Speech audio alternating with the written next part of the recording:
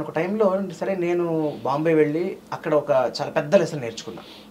ఏంటంటే బాంబే ఎందుకు వెళ్ళానంటే ఈ సిఎస్ చేసిన తర్వాతే నేను ఒక కార్పొరేట్ లాయర్గా సెటిల్ అవుదామని ఒక రిలయన్స్ లాంటి కంపెనీలో నేను ఉద్యోగం కోసం ట్రైనింగ్ అయ్యి బాంబే స్టాక్ ఎక్స్చేంజ్ ట్రైనింగ్ అయ్యి మనకి ఇప్పుడు బిగ్ 4 ఉంటాయి కదా, ప్రైస్ వాటర్స్ కూపర్స్, కేపీఎంజీ, అలాగా లా ఫర్మ్స్లో కూడా మ్యాజిక్ 5 అని ఉంటాయి కొన్ని. అలాంటి one of the top law firms Jayasagar and Associates అని అక్కడ నేను ట్రైనింగ్గా పనిచేశాను. What I realized end of the day ఏంటంటే అక్కడ రిలయన్స్లో ఉద్యోగానికి కోసం వెళ్ళినప్పుడు అక్కడ ఒక Reliance Chemical Industries chief manufacturing president ఆయన, అంటే అంబానీ గారికి ఒక 2 లెవెల్స్ కింద అనుకోవచ్చు. ఆయన నన్ను ఒకసారి ఆయనతో ఇంటర్వ్యూ చేసినప్పుడు మాట్లాడుతూ నా జీవితానికి కావాల్సిన అతి ముఖ్యమైన విషయాన్ని నాకు అధ్యయనం చేశాను. అక్కడ ఏంటంటే చాలా మంచి ప్యాకేజ్, ఫైనాన్షియల్గా చాలా మంచి ప్యాకేజ్, ఒక 5 ఏళ్ళు చేస్తే అసలు తిరిగి చూసుకోకర్లా. అలాంటి తరుణంలో ఆయన ఒక ప్రశ్న అడిగాడు నన్ను. అక్కడ నేను మళ్ళీ హ్యాడ్ టు టర్న్ బ్యాక్. ఏంటంటే how passionate are you to become the country's best corporate lawyer or company secretary అంటే నేను ఒక క్షణం, ఆయన తెలుగు అయినా ఆయనకి నేను యాక్టర్ అని తెలుసు, ఆయన ఆశ్చర్యపోయాడు కూడా. సినిమా యాక్టర్ అయ్యి ఉండి హీరోగా చేసి తర్వాత మళ్ళీ చదువులోకి వచ్చి ఇలాంటి కోర్స్ ఫినిష్ చేసామంటే మరి చాలా మంచి విషయం. ఐఎమ్ సర్ప్రైజ్డ్ అని ఆయన అడిగితే నేను దానికి టక్కన సమాధానం చెప్పలేకపోయాను. సరే నేను ఇంకోలా అడుగుతాను, ఇవాళ నీ జీవితంలో ఆఖరి రోజు, రేపు నీ గురించి పేపర్లో ఏం రావాలి? ఒక దేశానికి ఒక పెద్ద కార్పొరేట్ లాయర్ లేడని రావాలా, ఒక మంచి యాక్టర్ లేడని రావాలా? రెండోది చూస్ చేసుకుంటాం సార్.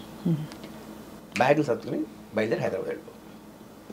నీ ప్యాషన్ లేని చోట నువ్వు పనిచేస్తే డబ్బు వస్తుందేమో చెప్తుండదు. డబ్బు రాకపోయినా సరే ప్యాషన్ చోట పనిచేస్తే ఎప్పటికప్పుడు డబ్బు వస్తుంది.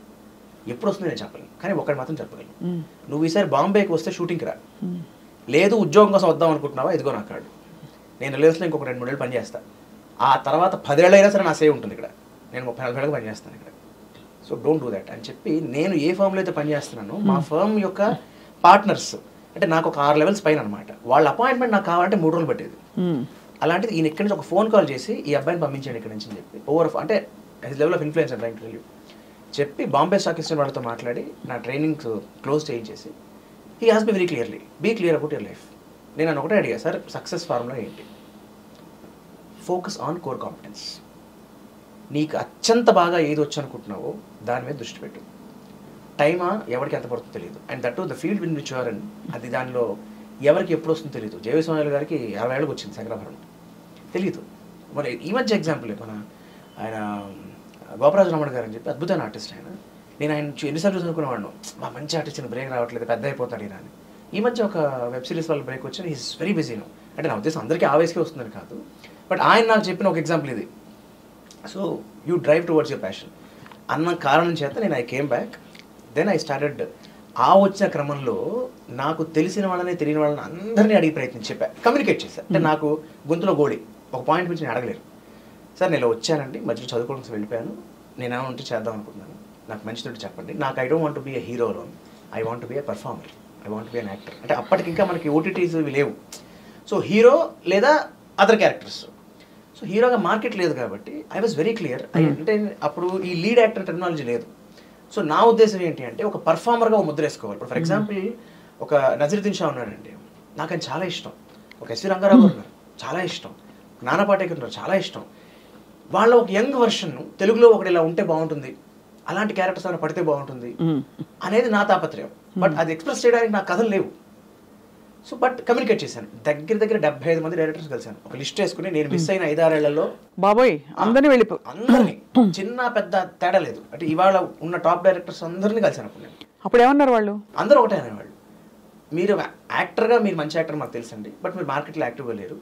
మా పాత్రకి తగ్గ మీరు చేసే క్యారెక్టర్ మా సినిమాలో లేదు కాబట్టి మేము లేకపోతే, బట్ అందరూ గౌరవంగా రిసీవ్ చేసుకున్నారు. అక్కడ ఇబ్బంది జరగలేదు. సో వాట్ ఐ రియలైజ్డ్, ఎప్పుడు కూడా మనం అడిగితే వచ్చేదానికన్నా మనకు కావాలనుకుంటే వచ్చే వాల్యూ వేరు. అందులో భరణి గారు చాలా హెల్ప్ చేశారు నాకు, తనికల భరణి గారు. నేను ఆయన దగ్గరికి వెళ్ళి అడిగి, అంటే ఆయన నాకు మా నాన్నగారికి మంచి స్నేహితుడు, ప్లస్ నన్ను చిన్నప్పటి నుంచి చూస్తున్నారు. ఆయన గారు కోట గారు వీళ్ళందరూ చిన్నప్పటి నుంచి తెలుసు నాకు, యారాయని పిలుస్తారు. సో అంటే ఇలాగా అనుకుంటున్నానంటే దెన్ ఆయన కాంటాక్ట్లో 4-5 చెప్పారు. చెప్పి దాంట్లో కూడా నాకు అంకిల్ మీరు చెప్పారు, నేను కలిశాను, బట్ నా క్యారెక్టర్ నచ్చలేదు అంకిల్. మళ్ళీ ఆయనకి ఫోన్ చేస్తాను, ఒరే నేను చెప్పడం నా బాధ్యత, చేయకపోవడం నీ ఇష్టం. నువ్వు నేను చెప్పాను కదా చేయాలని ఆబ్లిగేషన్ ఫీల్ అవ్వకు, నీ క్యారెక్టర్ చేయాలి చెప్పేసి తప్పేం లేదు. అలా కూడా నేను కొన్ని వదులుకున్నా, ఇది వద్దు మనం చేయొద్దు, ఇది కరెక్ట్ కాదు. సో అలాగా అడిగితే వచ్చేదానికన్నా మనం కావాలనుకుంటే వచ్చేదానికి విలువ ఎక్కువ అని నా అనుభవంలో ఒక చాలా చిన్న వయసులో బోల్డ్ అంత ఫిలాసఫీ వచ్చేసింది మీకు, అంటే ప్రాక్టికల్ ఫిలాసఫీ, అప్లైడ్ ఫిలాసఫీ చాలా బాగుంది. That is because of cinema industry. నేను అందుకనే సినిమా ఇండస్ట్రీ తక్కువ చేస్తే అసలు సహించను, నాకు నచ్చదు. ఎందుకంటే అంటే ఒక కోణం ఉంటుంది, చాలా చిన్న చూపు చూసేసి, చాలా చులకనగా చూసేసి, చాలా వీళ్ళు సినిమా వాళ్ళు అనే మాట అది చాలా ఈజీగా అనేస్తారు. అంటే అది ఏ కాంటెక్స్లో అంటున్నారు? నిజం చూస్తే మామూలుగా అందరూ కళామ తల్లి అని, ఈ సినిమాకి 25 ఏళ్ళు 20 ఏళ్ళు అని అందరూ బాగా మాట్లాడతారు ఆదిత్య. ఈ డ్రగ్స్ లేకపోతే ఇలాంటి నెపోటిజము, సుశాంత్ రాజ్ అలాంటి రాజ్పూత్ లాంటివి అలాంటి అంత ఒక చిన్న చిన్న వాటికి మాట్లాడతారు. వాడు సినిమా వాడు మాట మీద నిలబడ్డాడు, ఓహో వాడు సినిమా వాడు టైంకి రాడు. నాకు అంటే సందర్భం వచ్చినట్టు చెప్తున్నాను, టైం అనే దానికి నేను అంటే ఇండస్ట్రీలో ఉండడం వల్ల కొన్ని చెప్తున్నాను. ఎంత నేర్చుకుంటున్నాం అంటే వీమ సుజన్ రావు గారు అని చెప్పి రక్త సంబంధం సినిమా ఐడియా ఉంది కదా, ఎన్టీఆర్ సావిత్రి, ఆయన ఆఖరి సినిమా. ఆ సినిమాలో నేను లౌడ్గా యాక్ట్ చేశాను, లవకుష్ సినిమా పేరు, మన తెలుగులో ఒకసారి ఎంజాయ్ చేశాను అనమాట. టైమింగ్ ఆయన ఎంత ప్రాధాన్యత ఇచ్చారంటే అక్కడ పద్మాలయ కృష్ణ గారు, మన సూపర్ స్టార్ కృష్ణ గారి బ్యానర్ అది. ఆ సినిమా షూటింగ్ ఊటీలో నేను 30 రోజులు షూటింగ్, పొద్దున్నే రోజు 3:30కి లేచి మేకప్ వేసుకుని 5 వరకు, 5కి కిందకి వచ్చి ఆయన రూమ్కి వచ్చి మన స్టాప్ వాచ్ పెట్టి బ్రీతింగ్ ఆపుకుని డైలాగ్స్ అప్పచెప్పేవాడు ఆయనకి, హిందీ డైలాగ్స్. నాకు హిందీ రాదు, పైగా తెలుగులో అమ్మ రాసిచ్చేది. ఇంత డిసిప్లిన్గా చేస్తే ఒక్కరోజు లేట్ అయ్యానని చెప్పి అందరి ముందు బండబూతులు తిట్టాడు ఆయన. బండబూతులే, నేను కెమెరా ముందు చెప్పకూడదు కొన్ని.